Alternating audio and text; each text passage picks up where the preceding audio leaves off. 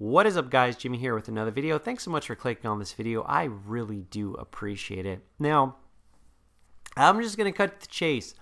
I want to tell you guys that I know it's been a little while since it took place over the weekend, but I have to tell you guys, I thought Sony did a fantastic job with the PlayStation experience. I thought they did great. And honestly, I actually enjoyed the way that they presented all the games and the games that were shown. I enjoyed it more than Sony's press conference at E3 for this year. Not to say I didn't enjoy the press conference for Sony. I did. But I actually enjoyed the PlayStation experience presentation even more so. You had The Last of Us Episode 2. You had Gravity Rush 2, Crash Bandicoot Insane Trilogy, Uncharted The Lost Legacy, Marvel vs. Capcom Infinite. Of course, you have Horizon Zero Dawn. Ni no Kuni 2 looked beautiful.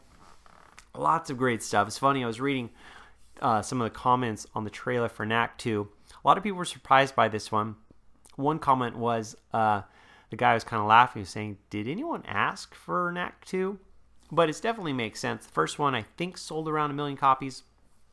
It's a fun little beat-em-up, fun little action game. And I think a lot of people don't quite realize is the first Knack game you can play in co-op. And it's really fun to play in co-op. I've been able to play an hour or two with a friend in co-op. And so this one looks like it could be a whole lot of fun. If it's anything like the first one, it's gonna be great. You're gonna have a whole lot of fun with it. They showed this really interesting one by Grasshopper Studios, I believe.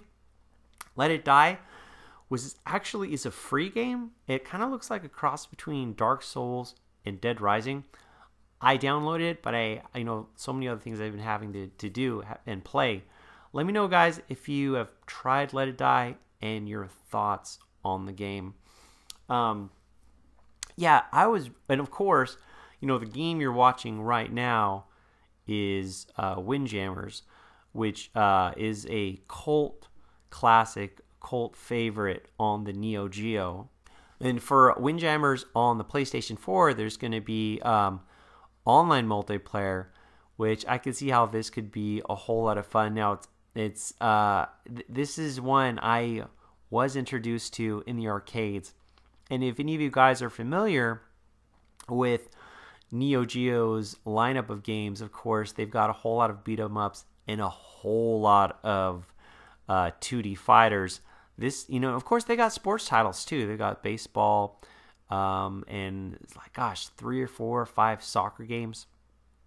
But then they've got this one, which is very unique for its time. But as mentioned, there's definitely a cult following for it, and I can see how a lot of people are really excited for it. It has this very simplistic but very addictive gameplay. So that one should be a whole lot of fun to play. It's not only coming out for the PS4, but it's also coming out for the Vita. And I really appreciated that, because I know there's a lot of Vita fans out there. I really liked how that one guy that was up there with like the hockey jersey, he kept pointing out all the games that were coming out on the Vita. Oh, another thing, I definitely want to let you guys know, for those of you that are fans of the Ys series, they did confirm, of course, that Ys Origin is coming to the PS4 and Vita, I believe.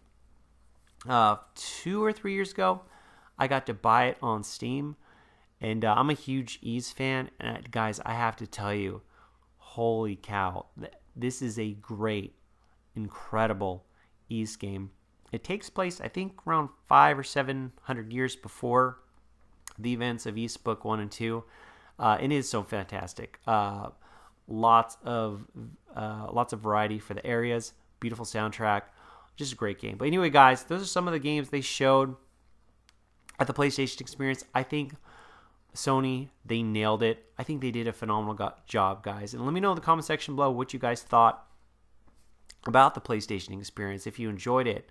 And as always, guys, thanks so much for watching. I'll catch you later.